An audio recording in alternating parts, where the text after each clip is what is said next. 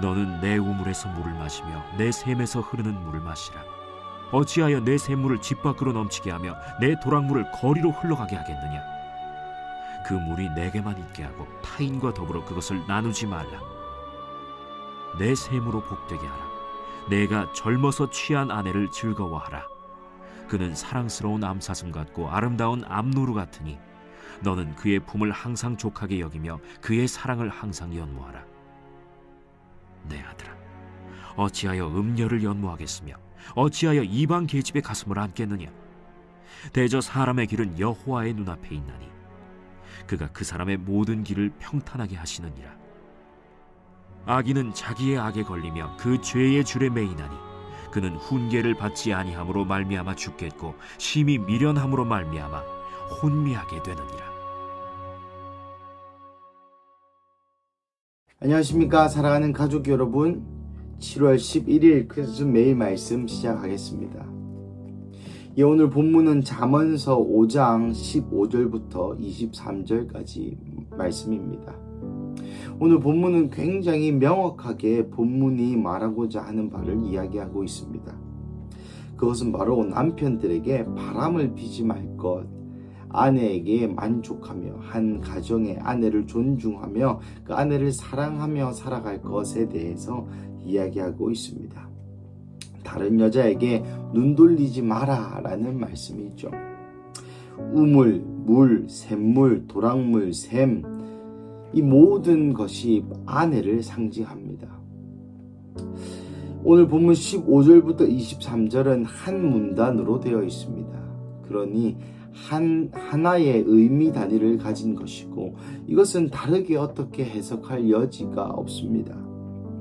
사람들이 혹 21절부터 23절까지의 말씀으로 그 하나님의 교훈을 눈앞에 받지 않으면 악인들이 자기의 악에 걸리고 줄에 매이고 훈계를 받지 않으면 미련하게 산다, 이렇게 해석하시는 분들도 계시지만 21절부터 23절까지 이 말씀은 앞에서 15절부터 20절의 말씀, 즉 바람 피지 마라는 내 말을 듣지 않으면 너 미련함으로 혼미하게 된다 라고 다시 한번 바람 피지 말 것을 강조하는 이야기입니다. 사실 오늘 이 매일 말씀을 듣는 많은 가족들이 있습니다. 특별히 남편들은 이 말씀을 받아들이기가 굉장히 쉽겠죠. 이 말씀이 이야기한 것처럼 바람 피면 안 된다는 것입니다. 아내들도 마찬가지입니다. 남편이 바람 피지 않는 것만 해야 됩니까? 아닙니다. 아내들도 바람 피면 안 됩니다.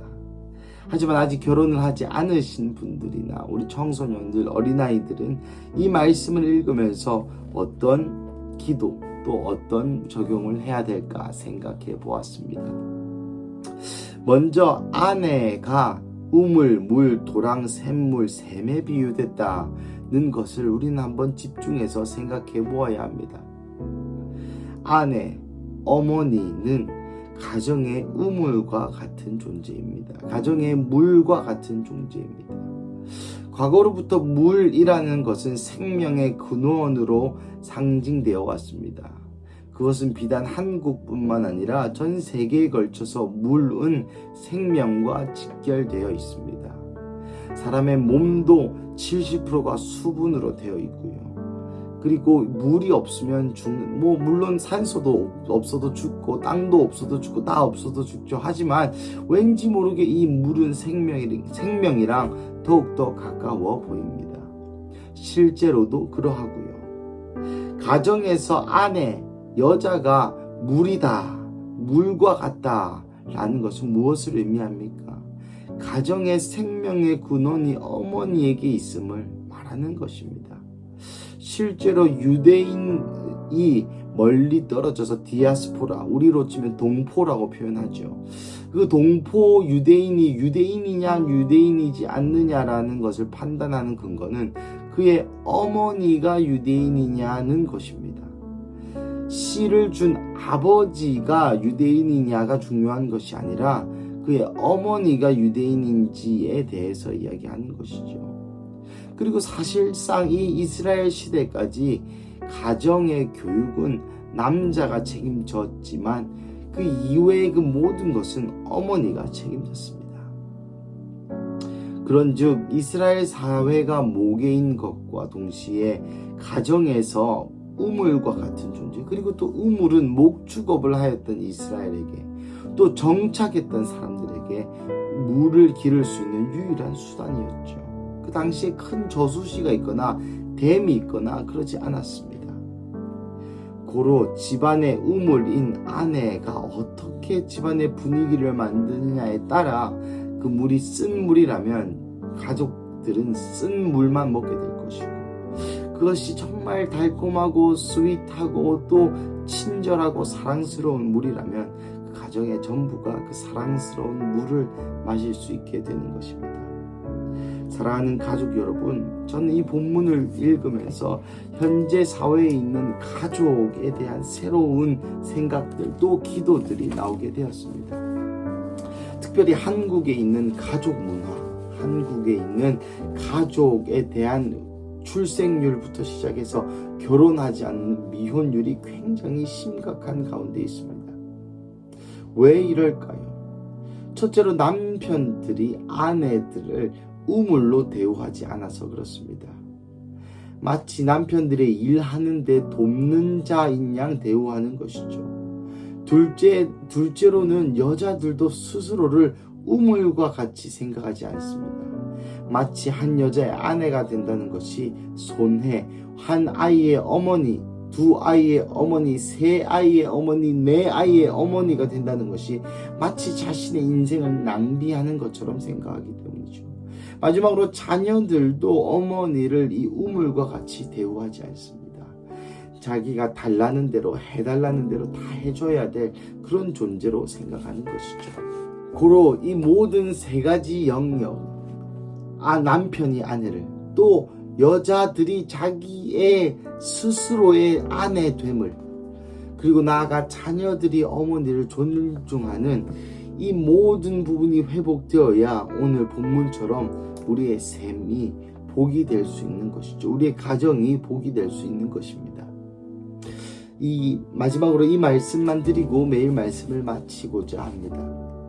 저희가 부모 교육을 하고 있는데요. 거기서 제가 이런 질문을 했습니다. 교수님, 성경적인 아내는 어떤 아내입니까? 그러자 교수님께서 하나의 성경 구절과 예시를 들면서 이렇게 나누어 주셨는데, 그것을 우리 근수 가족과 함께 나누고자 합니다.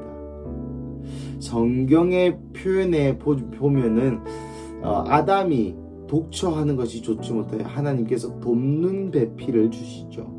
이 돕는 배필에서 돕는 배필이라는 단어는 히브리어로 에제르 케네도그라고 부르는데요. 직접적으로 해석하면 상대편에서 돕는 자, 반대편에 서 있는 자라는 의미도 있지만, 성경에서 성령님께서 사람을 도우실 때 이 에제르 케네도그라는 표현이 있습니다. 그러니 가정에서의 아내의 역할은 성령님이 인간을 도우시는 바로 그 역할과 같다라는 것이죠. 사랑하는 가족 여러분, 우리의 아내는, 우리의 어머니는, 또 잠재적으로 어머니가 될 우리의 여자들은 마치 성령님과 같은 역할을 가정에서 해야 하는 것입니다. 나아가 우리가 남자들로서 또 이 아내들을 성령님과 같이 대우해야 하는 것이죠. 고로 성령님과 함께 동행해야 합니다. 그리고 성령께서 하시는 말씀을 잘 들어야 합니다. 아내들도 자기 스스로가 이 가정의 성령님과 같은 역할로서, 성령님이 하는 역할은 무엇입니까? 남편이, 자녀가 하나님께로 가까이 가게 하는 것이 성령님의 역할입니다. 고로 집에서 또 사역을 하면서, 일을 하면서, 또 직장을 다니시면서, 또 아이를 키우시면서 아내들은 자신이 성령님의 역할을, 또 남편은 아내를 성령님과 같이 대우할 때에 가정의 참된 회복, 셈이 복이 되는 그러한 역사가 일어날 줄 믿습니다.